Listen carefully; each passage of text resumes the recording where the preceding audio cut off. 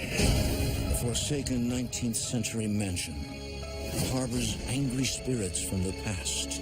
There was definitely something there, and it felt like it didn't want us there.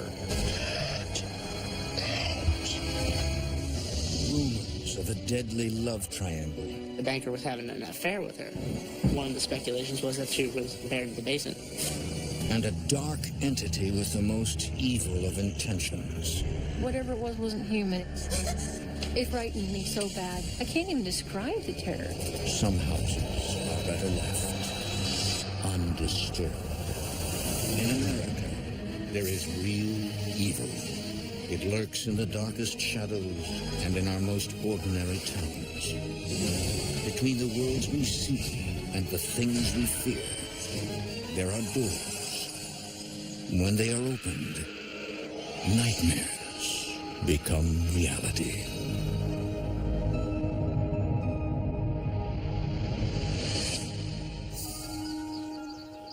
In the heart of Decatur County lies the small town of Garden Grove, Iowa, where the Rice family, Norman, Jennifer, and son Andrew, has just purchased a 19th century Victorian mansion.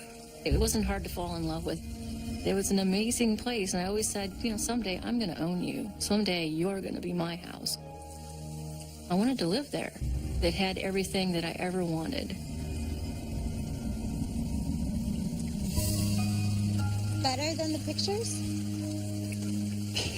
It's incredible. Just looking at the outside of the mansion, it's breathtaking. It has a commanding presence. Hey, what do you think, Andrew? We're gonna live here? At that point, I would have been about 8, 9 years old. We were moving from a farm, and I was kind of excited, you know, new house. It was really big compared to our old one. It was really just a nice house. I'd never seen anything quite like it before. Built at the turn of the century, the mansion was commissioned by an affluent businessman and his wife. Garden Grove was in its prime, having served as a shipping point on the Chicago, Burlington, and Quincy Railroad. Garden Grove, Iowa, back in the 1800s was the place to be. It was one of the major cities. There were several thousand people that lived there because the railroad came through. It had a nice, long downtown area with lots of shops and bakeries and haberdasheries. And so that's why they chose that, is it was a beautiful place, still country-like, but city-fied.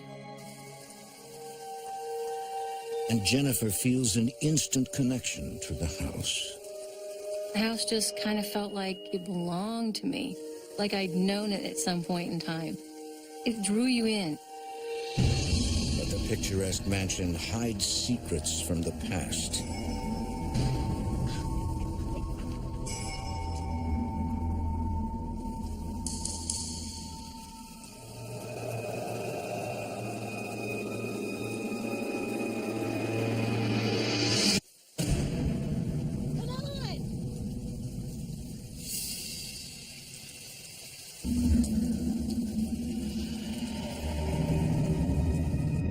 Within these walls, it is rumored that an unspeakable horror took place.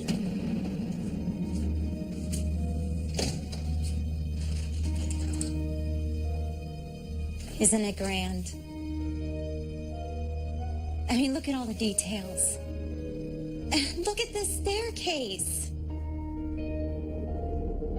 Very clearly, before we even moved in, we knew it was a money pit. It's incredible, but don't get too crazy. Norm, it's got to be done right. For the company I worked at, I actually got a lot of stock options, so we were kind of planning on using that money to put into the house. So we were fully prepared to dump a whole bunch of money into it. I feel like I'm the one who was meant to restore it to its former glory. Now, honey, I trust you. This is your passion. Very reasonable. I think Norman, more than anything, just knew that I loved that house. Are you sure you're okay with this? Yeah, if you're happy, I'm happy. In the months ahead, Norman spends most of his time working for a software company in Arizona, nearly 1,300 miles away. This leaves Jennifer alone to manage the big job of renovating the old house so that her family can move in.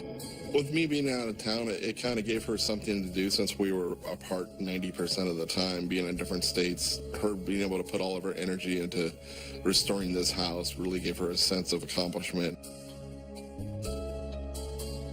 Jennifer hires a main contractor named Claude and a few other workers to help realize her vision of the old Victorian mansion. It was a mission for me. And I could just see what it should look like.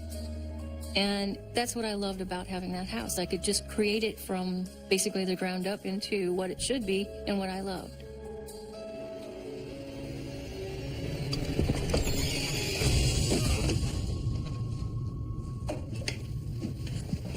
Clyde was putting in a chandelier, and the ladder was shaking so hard he wasn't sure if it was him shaking it or if there was something shaking it. You could tell he was just freaked. Wait, what happened? I don't know. I was pushed. What do you mean? Who pushed you? He never really told me what it was that happened. He just was very exaggerated in his speech and his nervousness. What are you talking about? I don't understand. I have to go. He actually told me, I don't want to be in this house anymore. Jennifer is stunned. It's as if Claude has just seen a ghost.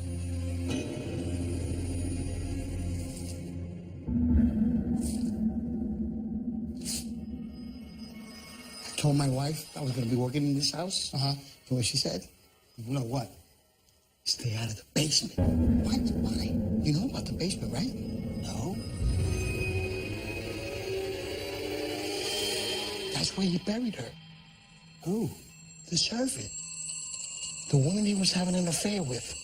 She was pregnant, and he didn't want nobody to know. Then they had an argument. Then she fell down the stairs. He didn't want a scandal, so he buried her down there.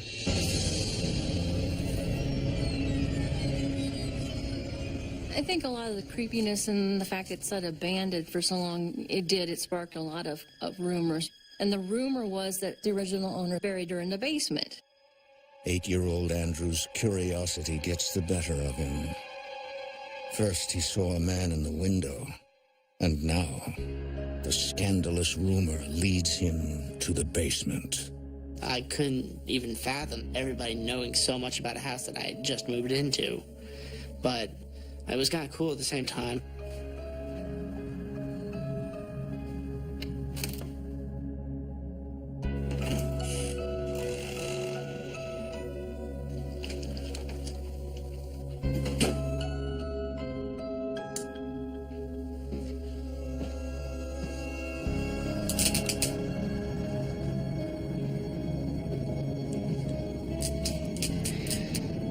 The feeling I got was immediately like someone had just dropped a bunch of bricks on me.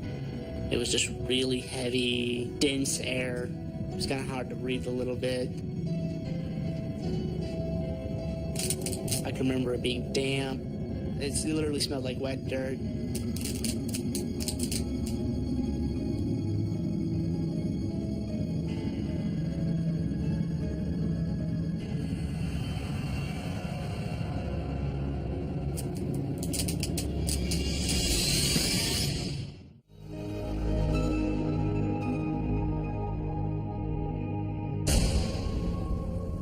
In 2001, Jennifer and Norman Rice, along with their 8-year-old son Andrew, moved to Garden Grove, Iowa, to restore their new home. The historic mansion is haunted by rumors dating back to the early 1900s of a suspicious death and a secret burial in the basement. Rumors had spread around town like wildfire that a servant had broken her neck. Some had even speculated that the owner was having an affair with her. Since he was prominent, he couldn't have that kind of thing on his record. So one of the speculations was that she was buried in the basement.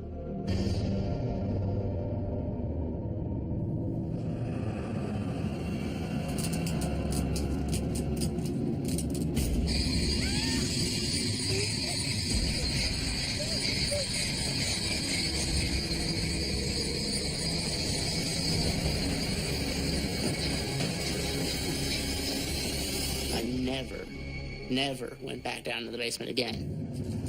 I had thought maybe it was a skeleton grabbing me from underneath the ground. Maybe because I'd seen one too many horror movies as a kid.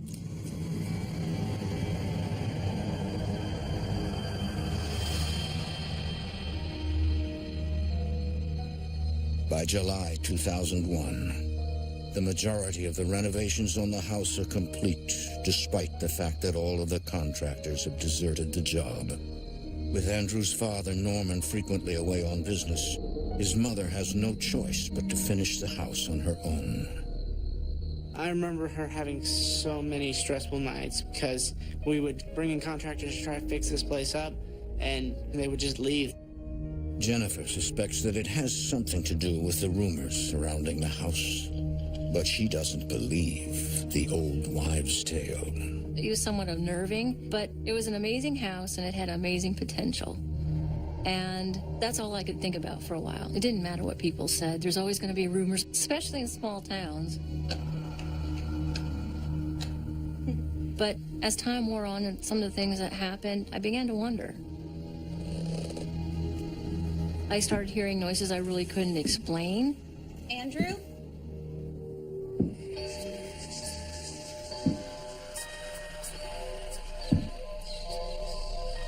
Especially late at night. You don't really think things through. Some of it could be written off to being tired, late night. It's the creepy factor.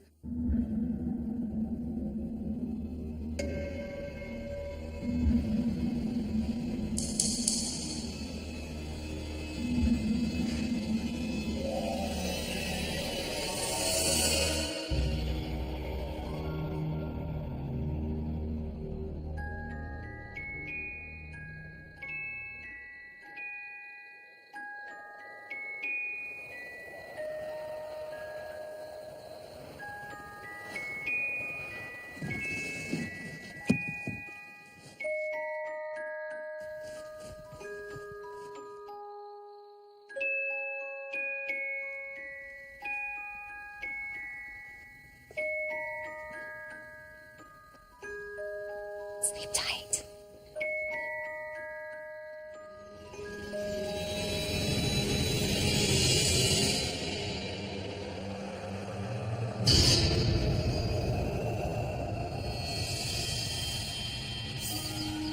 It is now the late summer of 2001. Norman is still working full-time 1,300 miles away in Arizona, while Jennifer and Andrew adjust to the family-friendly Garden Grove, Iowa area. One night, Andrew invites his friend Cody for a sleepover. Ah, yes! Night saver.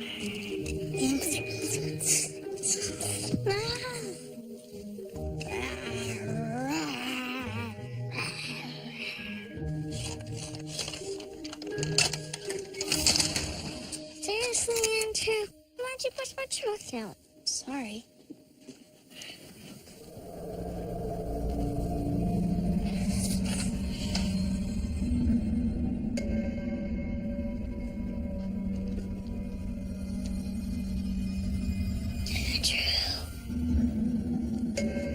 Cody? I remember Cody, when I looked up at him, he just points at the top of the stairs.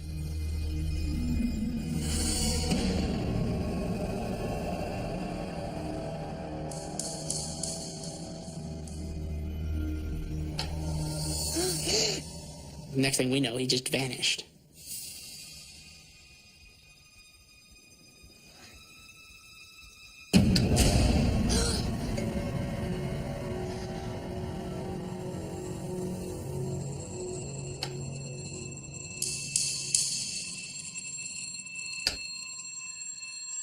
Where is he?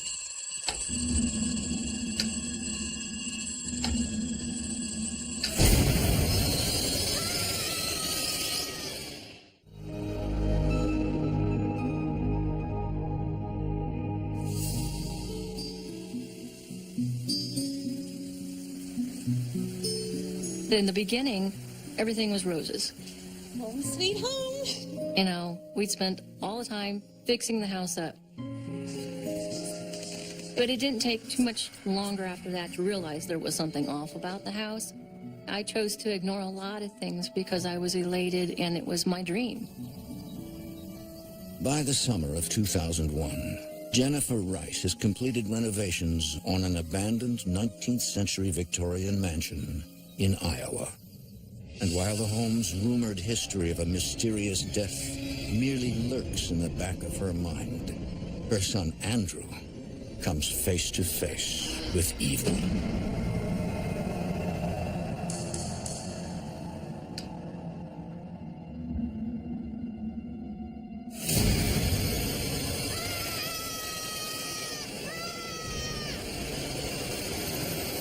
After that had happened, Cody had never spent the night again. And as a matter of fact, he really never even talked to me ever again. Despite his terrifying encounter with the ghostly entity, Andrew decides not to tell his mother what he saw. I didn't want to worry her because I didn't know how she really would react to it at the time. So I just avoided the subject altogether.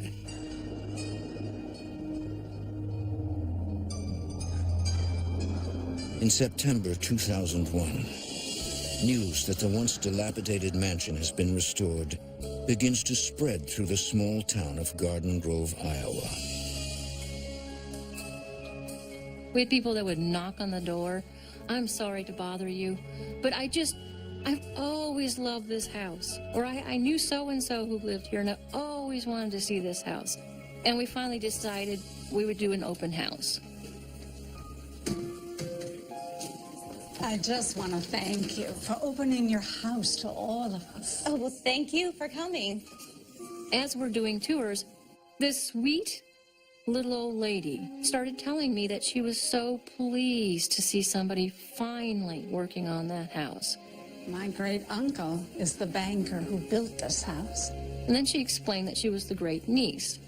I know he would be very pleased to see how you're caring for it. She'd watched over the years how people came and went and left it sit and rot. You could tell it broke her heart. And he and his wife would have been very happy to see a child growing up here.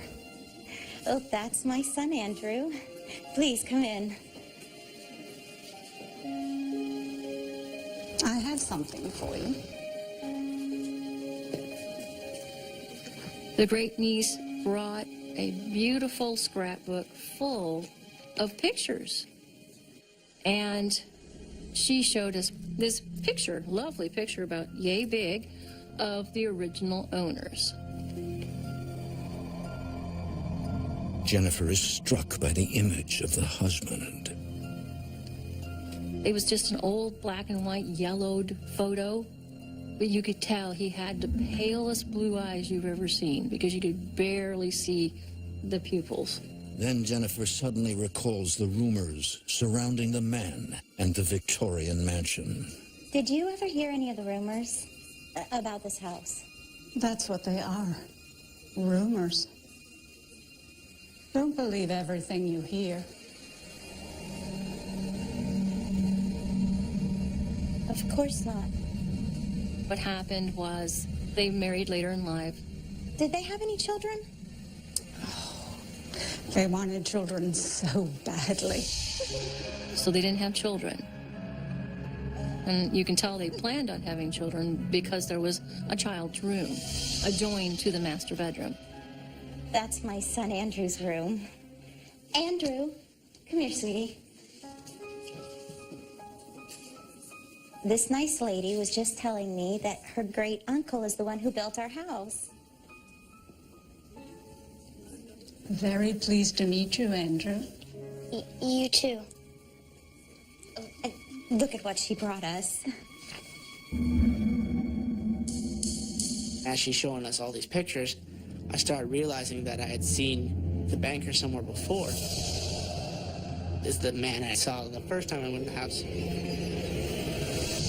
And then again at the top of the stairs.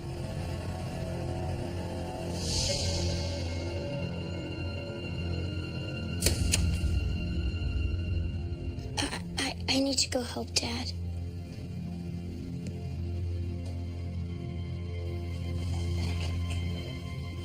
sorry. I don't even know what that was about.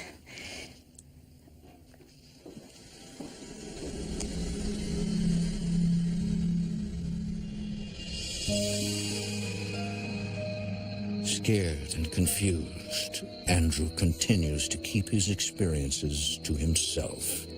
I was just in a kind of state of denial, really, because I just was thinking, oh, well, no, this is really happening. I just remember pushing it out to the side, pushing it off to the side, because I didn't want to even try to rationalize it. This was not something that I could just tell somebody, because unless you're there, you really can't fix it. So, I mean, I kept this to myself as best as I could.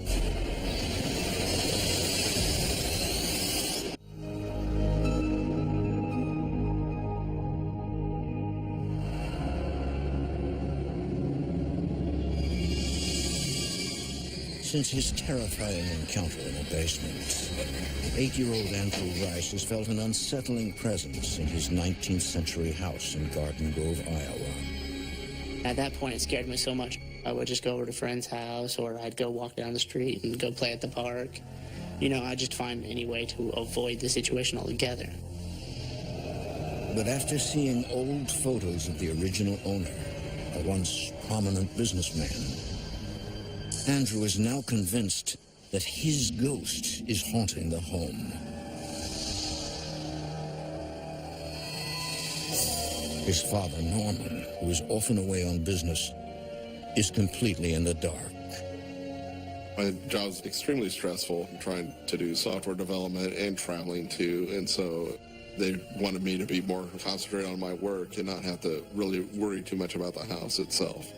They didn't really talk to me about it at all. A lot of times my dad was out of town, so he had no idea what was going on.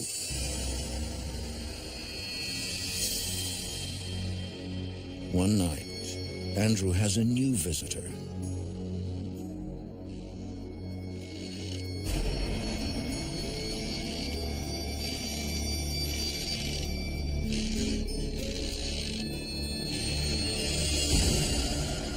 When I looked up, I saw this lady just sitting in my rocking chair. At first, Andrew is stunned at the sight, but then he recognizes who she is. I had seen the lady somewhere before. It took me a minute, but then I realized it's the banker's wife.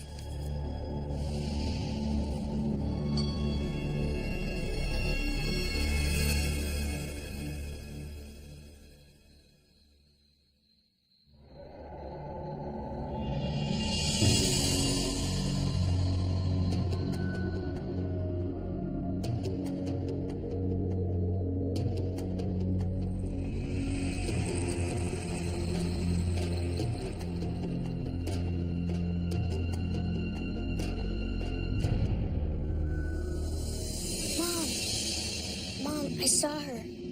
The woman in the photo. The banker's wife. She was sitting in the rocking chair in my room. He said, I saw a ghost. He was very shaken up about it. It's okay. Maybe you're just dreaming. You can really scare yourself when you're alone by overthinking things. We were very used to being alone, and I think we tended to underthink things. No, I'm serious. She looked exactly like the photo. It was her. And that's not all. I've seen the banker, too.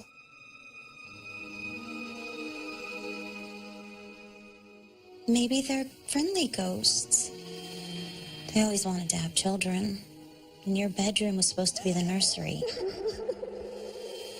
Maybe that's why they're drawn to you. Or that's why they come to you. Mom had told me that she wasn't there to harm me, more so she was watching over me. So she just said, oh, don't worry about it. You want to sleep in here tonight?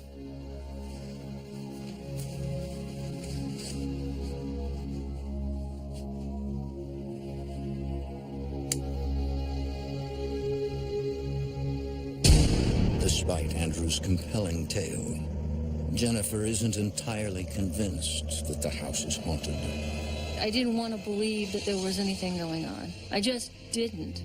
I'm stubborn. I'm very stubborn. And if I don't see it, it didn't happen.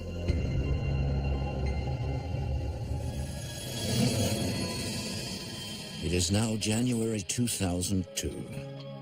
Andrew and his mother have been living in the house for 7 months while his father is off and away on business. But that winter, Norman returns to Garden Grove and is told nothing about his son's encounters with ghosts. I'm so glad you're home.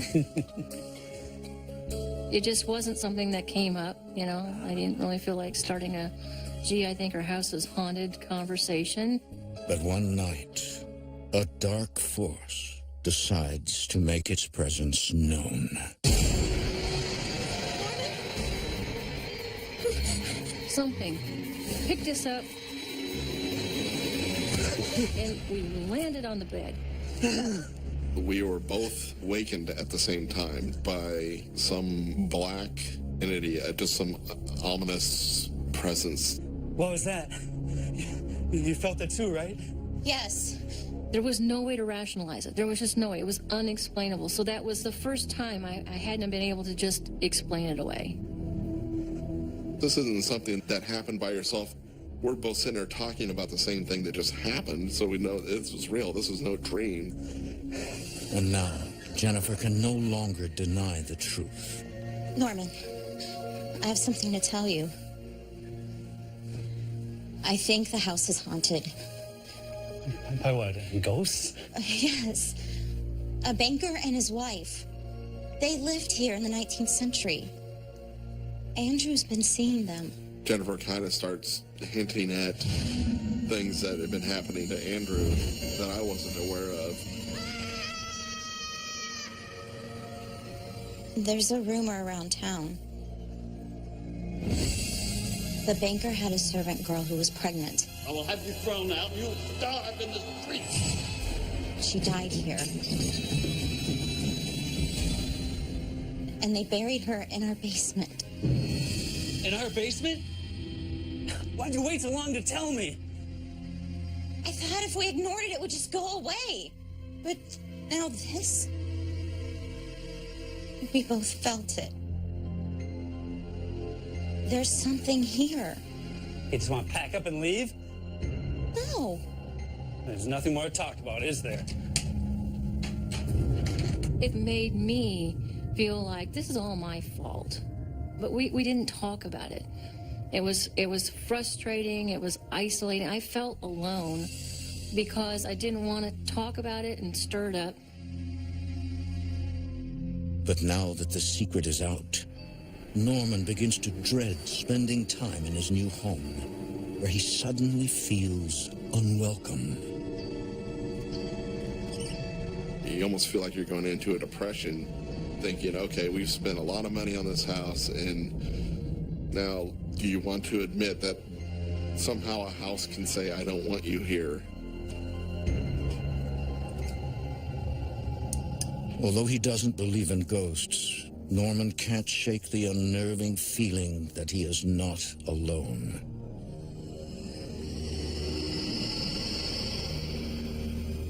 And that something still lurks in the basement.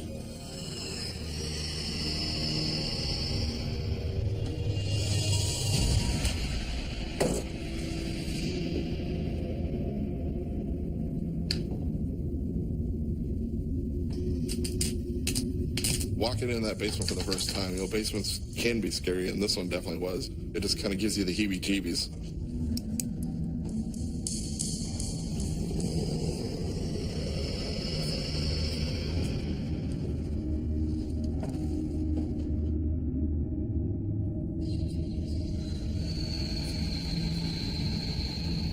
there was some ominous mass there keeping the light from shining into the basement. It was like something just sucked the light out and it was pitch black. That had to be the most scared I ever was in that house.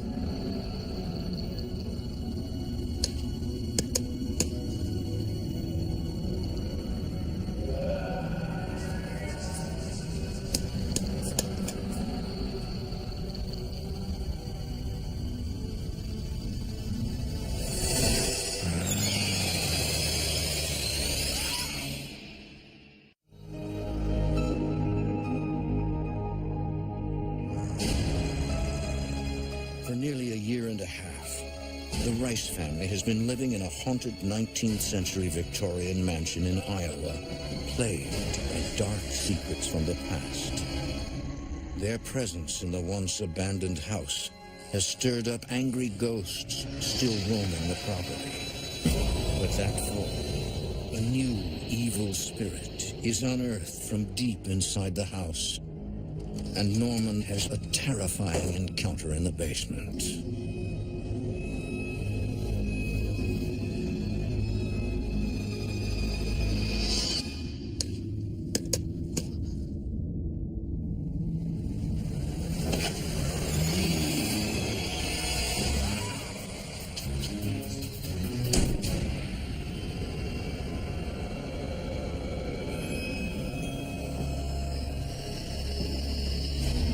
Instantly, something in him begins to change. It's as if the evil force is taking over his body and his soul. It felt like the longer I was in that house, just the more angry I could get at nothing. Anything at all could set me off. I don't know if it was the house changing me or was it just me. As Norman became more agitated, more angry, more sullen, reclusive, the things in the house manifested more strongly. It scared me. I was just getting numb to everything because it was just getting worse and worse. And at this point, I just started not feeling anything. But fortunately, Norman's job soon takes him out of state on business for several weeks. His absence comes as a welcome relief. I just knew that there wasn't going to be another day of yelling and screaming and wondering what was going to set him off. I was happy when he left. I mean, that's the very sad part. But with or without Norman, little do his wife and son know. They are not safe. The evil spirit has been awakened. We had just gotten home from Sunday church, and my friend from down the street, he would always call and leave me a message after he got off church so we could go hang out and play. Honey, what are you doing? It's broken. No, it's not.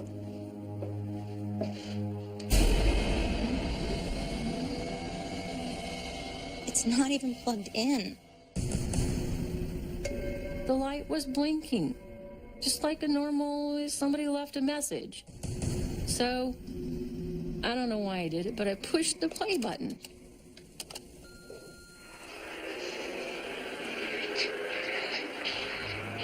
Out of that came a noise. Whatever it was wasn't human, but as I turned it up, you could hear very clearly.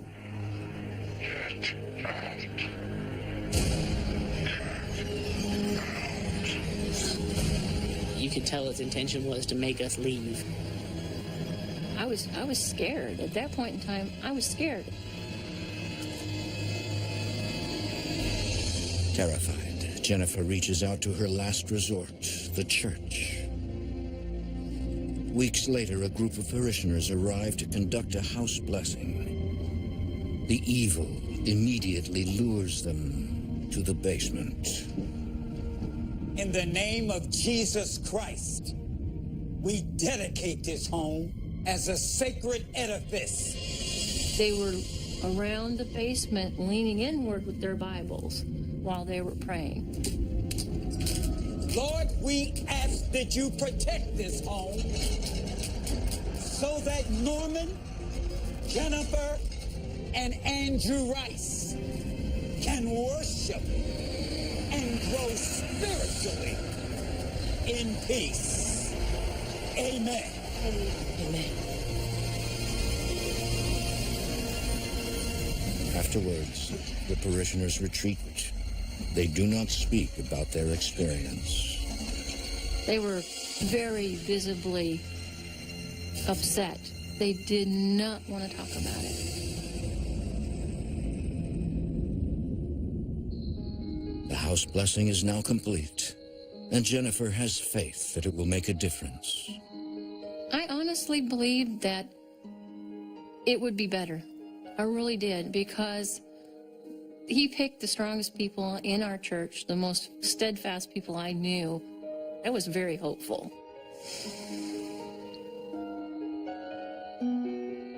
I had felt maybe it could get better, but at the same time, after going through that for so many months, I had learned just not to get my hopes too far up.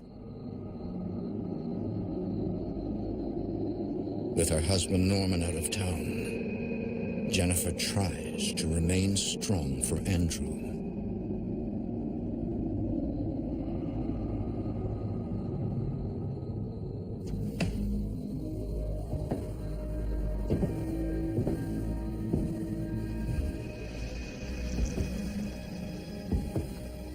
Norman? My mind is like, what?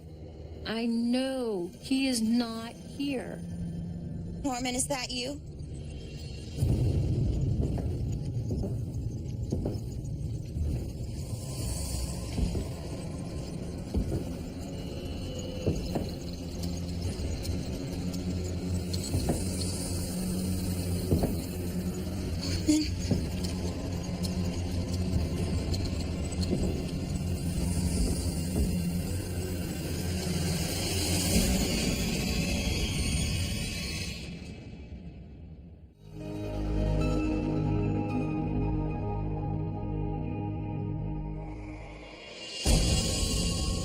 For well over 2 years, angry ghosts and an evil spirit have been haunting the Rice family in their 19th century Victorian home in Garden Grove, Iowa.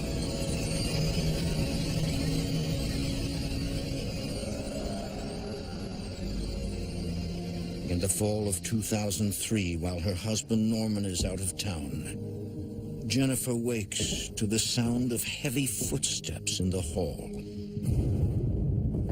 Norman, is that you?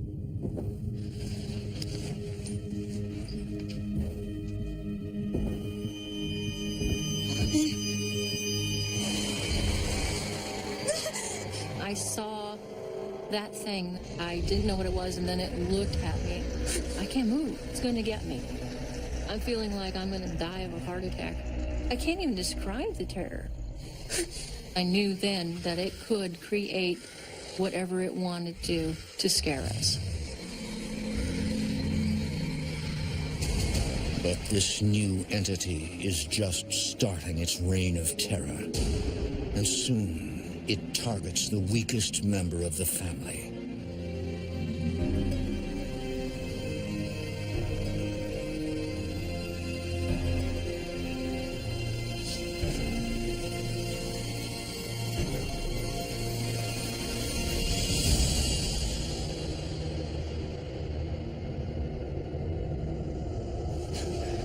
When I looked up, the best way to describe it is I saw this Batman almost. It was just this huge black form.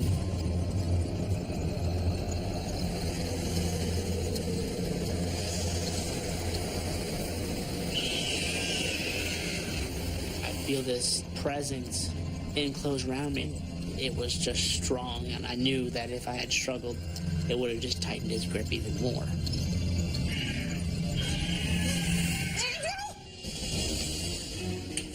All I want to do is get to Andrew. That's my first thought. I've got to get Andrew and run. I want to get out of here. I want out.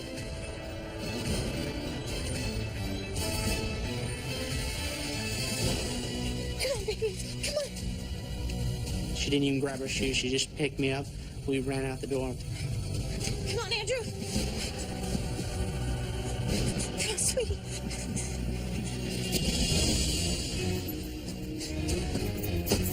It's okay, sweetie. It's okay. was too scared to look in the back seat, in the rearview mirror, because I was afraid that thing was in the car with us. That was it. I was done. I couldn't do it anymore. We needed to sell it and move. Finally, in November 2004, after 3 years of terror, the Rice family sells the 19th century Victorian mansion. I was heartbroken, naturally. It was my dream. But I knew my family just had been through enough. So I had to say, sorry and start all over again. We admitted defeat. We were cutting our losses. But then after we sold the house, and even now today, I'm glad that we did. It seems like getting out of that house played a big role in getting our family back on the right track. Family is definitely more important than any house. After we sold the house, everything seemed to return to normal. Where we lived was just a nice, calm little house that didn't have any worries, and my dad just started feeling my dad again. Still, even years later, Jennifer is unable to let go, wanting answers about her family's terrifying ordeal. It had been probably 5 years. I just guess I wanted to find out whether or not this really was just about my family, or was it related to the house. So I knocked on the door, nobody was there. And to this day, Jennifer has not been able to determine if the new family has experienced anything paranormal.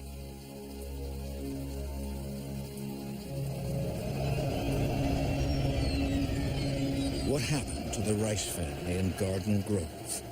And what, if anything, lies buried in the basement remains a mystery. I think that thing saw a source of power that it could draw from.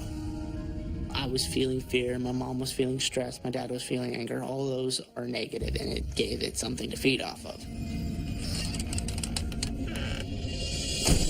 I think that the worst of it came from the turmoil in the family. This thing, whatever it was in the house, had to break us up. It had to get between us. I just hope that no one else ever has to go through the same thing that we did.